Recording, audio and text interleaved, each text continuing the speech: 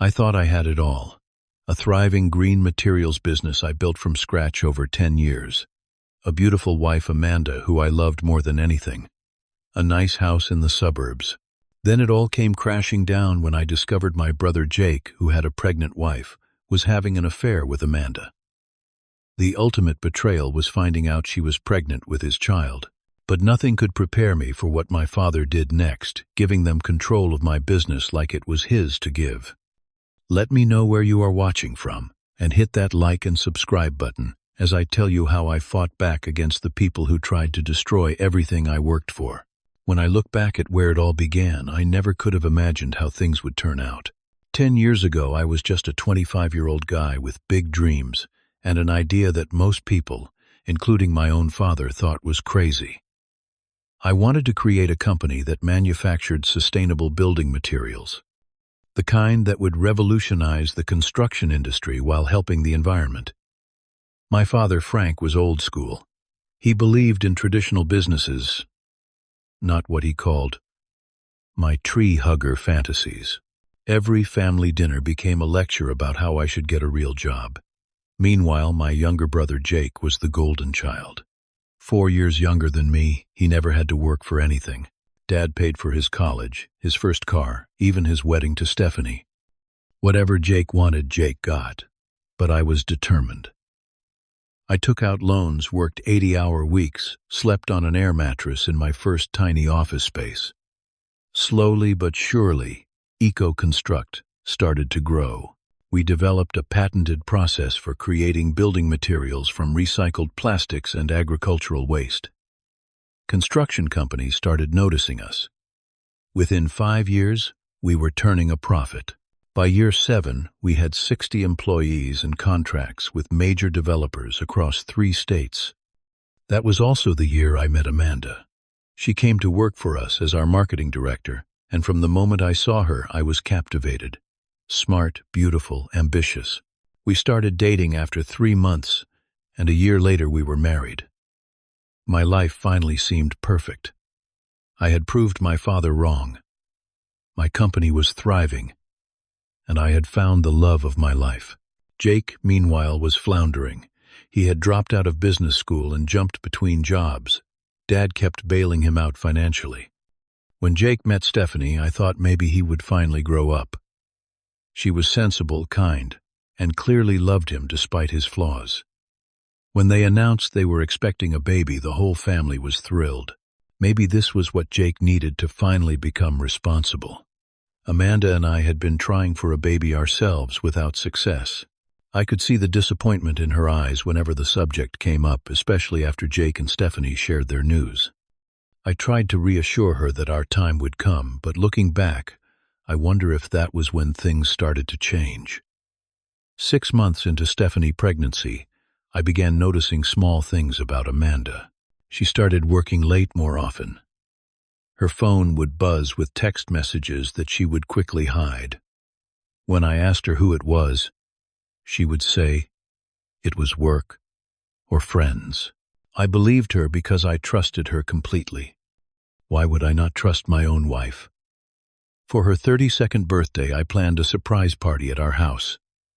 I invited all her friends, my parents, Jake and Stephanie. Everything was perfect until I borrowed Amanda's phone to call the bakery when they were running late with the cake. That is when I saw it. A text from Jake that simply read, "I cannot wait to see you later. Miss you." It seemed odd, but I told myself they had become close as family members. Maybe they were planning something for the party, but something in my gut told me there was more to it. The way she had been acting recently, the secretive phone calls, the late nights. During the party, I watched them. The way they avoided looking at each other too much, the careful distance they maintained. But once, when they thought no one was watching, I saw Jake brush his hand against hers as they passed in the hallway. I saw the look they exchanged, and I knew. That night, after everyone left, I could not sleep. A knot formed in my stomach that would not go away. I told myself I was being paranoid. Jake was my brother. He was having a baby with Stephanie. Amanda was my wife. There had to be an explanation. But deep down, I knew what was happening. I just was not ready to face it yet. The next day, Amanda said she had a meeting with a client that would run late. I decided to follow her. I hated myself for doing it, but I needed to know the truth. She drove to the Westlake Hotel downtown. 10 minutes later, Jake arrived. They met in the lobby and took the elevator up together. I sat in my car for 3 hours, feeling sick to my stomach until they came back down. They kissed in the parking lot before going their separate ways. When Amanda came home, I confronted her. She denied it at first, claiming they were planning a surprise for Stephanie's baby shower. But when I described what I had seen, she broke down. The affair had been going on for 3 months. She said she had not meant for it to happen, that it started when they were working together on a marketing project for my company. One late night turned into drinks, which turned into more. I am not going to repeat the words we screamed at each other that night. I asked her to leave to go stay with a friend. The next day I called Jake. He came over looking nervous but defiant. When I confronted him, he did not even have the decency to deny it. He said they had fallen in love and could not help themselves. His own pregnant wife at home, and he could not help himself. I punched him. I am not proud of it, but I did. He left with a bloody nose and a warning that this was not over. Stephanie found out that same day. Jake went home and confessed everything. She threw him out, and he moved in with a friend. My father called me, demanding to know what was happening. When I told him, his response shocked me. Instead of condemning Jake, he suggested we all sit down as a family and work it out. Work it out. My brother and wife betrayed me in the worst possible way, and he wanted to work it out. 2 weeks later, Amanda called. She needed to see me. I agreed to meet her at a coffee shop. She was pale, nervous. Then she told me she was pregnant, 10 weeks along. Given the timing of our own intimacy, she was certain it was Jake baby. She had already done a paternity test with Jake DNA, and it confirmed it. She started crying, saying she was sorry, that she never meant to hurt me. But she and Jake wanted to be together. I walked out of that coffee shop feeling like I was underwater. Sounds were muffled. Colors seemed wrong. My brother had impregnated my wife, while his own wife was carrying his child. It was like a nightmare I could not wake up from. Stephanie called me that night. She was distraught. The stress had caused complications with her pregnancy. The doctors had put her on bed rest. She asked if I would come see her. When I arrived at her apartment, I found her surrounded by baby clothes and nursery items, half-packed boxes everywhere. She was planning to move back to her parents' home in Oregon. I tried to convince her to stay, that she had friends and support here. She broke down, showing me texts from my father, asking her to consider forgiving Jake, suggesting that what happened between him and Amanda was just a temporary insanity. Frank had even offered her money to stay quiet about the whole thing. I was furious. My own father was trying to sweep this under the rug. The next day, I filed for divorce. Amanda contested it, claiming she was entitled to half of everything, including my business. Her lawyer argued that even though I had started EcoConstruct before our marriage, its growth during our marriage meant she deserved a substantial share. I knew my father had recommended that lawyer to her. Frank called me to his house for a talk. He sat me down and, with complete seriousness, suggested that for the good of the family I should consider forgiving Amanda and accepting the child as my own. When I refused, he brought up the business. He reminded me how he had co-signed on my initial business loans, how he had introduced me to some key clients in the early days. He implied that without him, EcoConstruct would never have succeeded. Meanwhile, Jake and Amanda had become public with their relationship. They were seen around town together. She had moved into his new apartment. The whispers and pitying looks from friends and acquaintances were almost as painful as the betrayal itself. What made it worse was that Jake started showing up at the office, sitting in on meetings, reviewing company documents. When I questioned this, Amanda explained that since she might be entitled to part of the business, Jake was helping her understand the finances. It was humiliating to see my brother, who had never shown any interest or aptitude for business, suddenly acting like he had a right to be involved in the company I had built.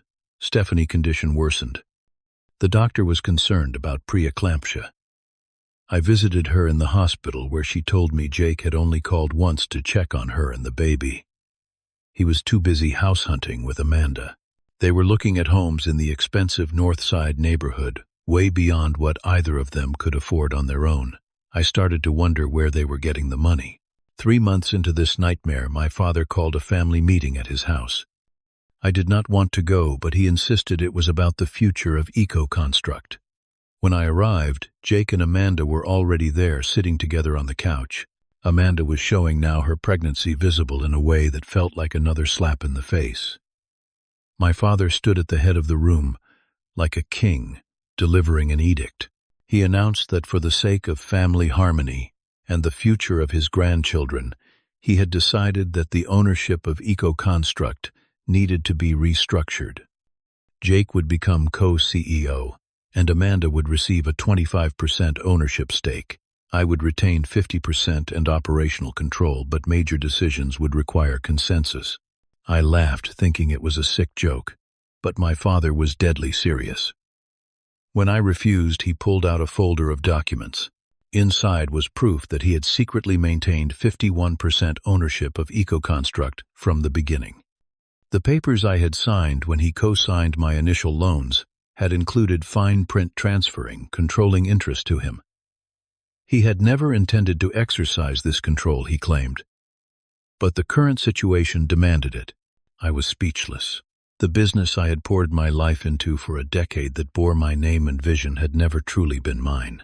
My father had kept this power over me all along, waiting for the moment to use it. And now he was using it to reward the two people who had betrayed me most deeply. His justification was that Jake needed financial security now that he was going to be a father to 2 children. Amanda needed protection for herself and her baby. What about me? What about Stephanie? When I asked these questions, my father dismissed them. Stephanie would receive child support, and I should be grateful for what I still had. 2 days after this meeting, Stephanie went into early labor. 35 weeks, dangerous, but not catastrophic. I rushed to the hospital when she called me. Jake was nowhere to be found. I later discovered he and Amanda had been meeting with a real estate agent about a new house. Stephanie gave birth to a healthy baby boy, despite the complications. Jake showed up 6 hours later. Over the next few weeks, everything changed at Eco-Construct. Frank installed Jake in an executive office. Amanda returned from her brief absence with a new title, Chief Marketing Officer. I was still CEO on paper, but increasingly Jake was making decisions, signing contracts, directing staff.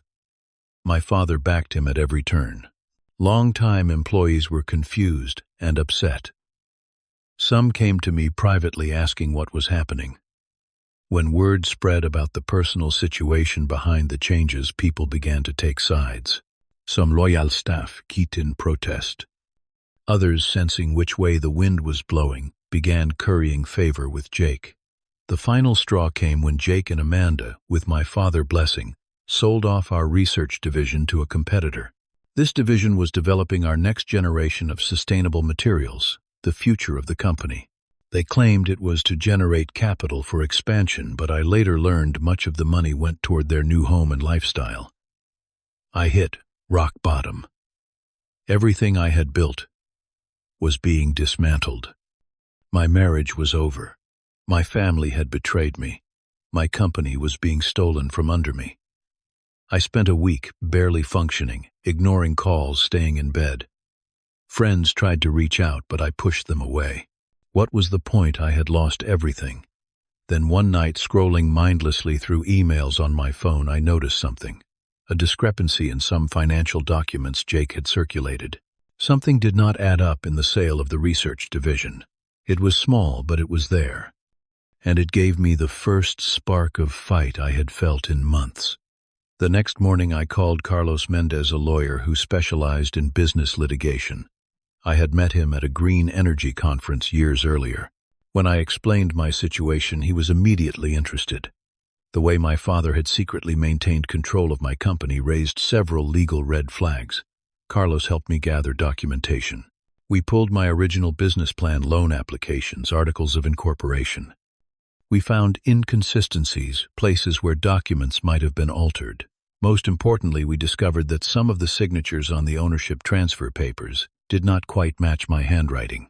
At the same time, I reached out to former employees who had left after Jake takeover. Many were eager to help, providing statements about the changes in business practices, questionable decisions, and the circumstances of their departures. I also had a stroke of luck.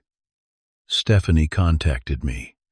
After Jake had missed their son's first pediatrician appointment because he was on a weekend getaway with Amanda, she had decided to fight back. She had gained access to Jake's email and found communications between him, Amanda, and my father discussing plans for the company that predated my discovery of the affair.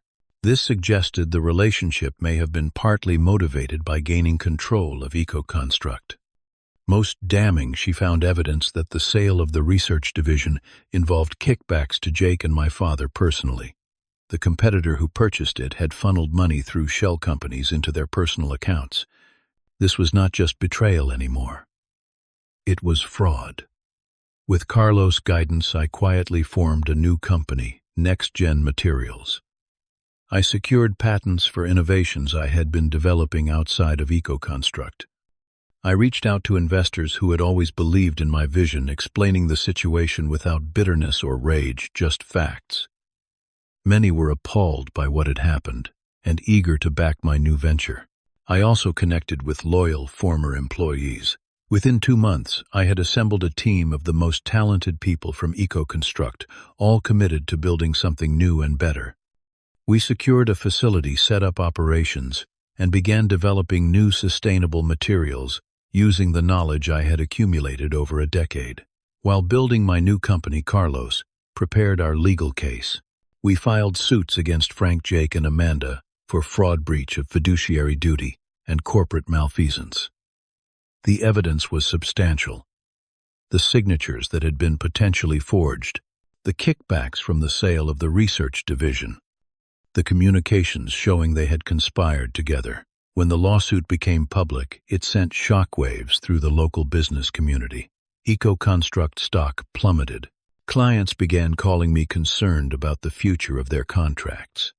I was honest with them about what had happened and about my new venture. Many expressed interest in working with Next Gen Materials once we were fully operational. The most surprising call came from Benjamin Wright, our biggest client at EcoConstruct. He had been working with us for 5 years on major development projects.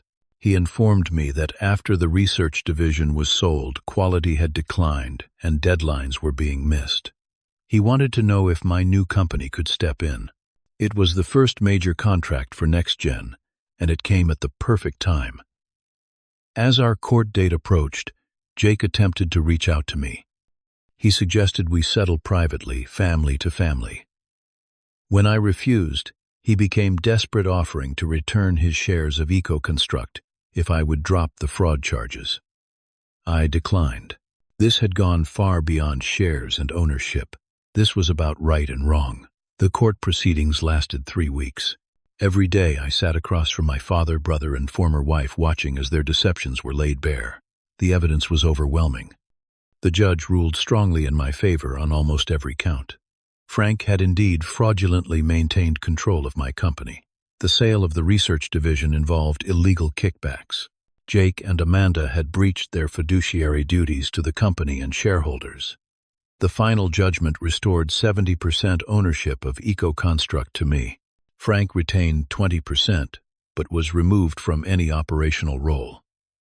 Jake and Amanda received nothing. Additionally, they were ordered to repay all funds improperly obtained through the research division sale with interest. But the victory felt hollow in many ways. My family was shattered beyond repair. The company I had built with such passion had been damaged, its reputation tarnished, its most innovative division gone. Many talented employees had left. Clients had moved on. EcoConstruct would survive, but it would never be what it once was, what it could have been. Instead, I focused on next-gen materials. Within a year, we had surpassed EcoConstruct in innovation and growth. Our new sustainable building materials were receiving industry awards and attracting attention from major developers nationwide. The team I had assembled was passionate, loyal, and brilliantly talented. We were not just succeeding, we were thriving. Stephanie decided to stay in the area after all. I offered her a position in next-gen administrative department, which gave her stable income and flexible hours for her son. Jake, following the court judgment and subsequent investigations, faced potential criminal charges for the financial improprieties. Amanda gave birth to their daughter, but was struggling as Jake's legal troubles mounted. Frank made an attempt at reconciliation. He came to my office unannounced one day, looking older and diminished. He apologized for what he had done, claiming he had only wanted to protect the family business and ensure both his sons were provided for. I listened politely, but could not find forgiveness in my heart. Not yet. Perhaps someday, but not yet. As for my personal life, that too began to heal. Through an industry conference, I met Lauren, an environmental engineer with brilliant ideas and a straightforward manner I found refreshing. Our relationship developed slowly, built on mutual respect and shared values. She knew my history, understood my hesitation to trust again, and gave me the space to heal at my own pace. The hardest lesson I learned through all of this was about expectations. I had expected loyalty from my family simply because they were family. I had expected my hard work and success to earn my father respect. I had expected my marriage vows to mean something unbreakable. But expectations are not guarantees. What I found instead was my own resilience, the ability to start over, to build again, to find joy after devastation. I discovered who my true friends were. I learned that family is not just about blood, but about who stands with you when everything falls apart. Today, Next-Gen Materials employs over 100 people, many who have been with me since the beginning of this journey. We are changing the construction industry with truly innovative, environmentally sustainable materials. I am proud of what we have accomplished, not despite what happened, but because of it. The betrayal forced me to rebuild in ways I might never have otherwise attempted. I no longer carry the anger that once consumed me. It still hurts to think about what my brother, father, and wife did. I do not think I will ever fully understand how they could justify their actions. But I do not let that define me anymore. I have built something new, something better, something truly mine. So if you find yourself betrayed by those you trusted most, remember my story. Remember that the end of one dream can be the beginning of something even greater. The business you build, the life you create, should be for yourself and those who genuinely support you, not for the approval of those who would take it all away. Have you ever had to rebuild after betrayal? Let me know in the comments below. And if you found my story helpful, please like and subscribe to hear more journeys of resilience. Thank you for listening, and remember, sometimes losing everything is just the beginning of finding something better.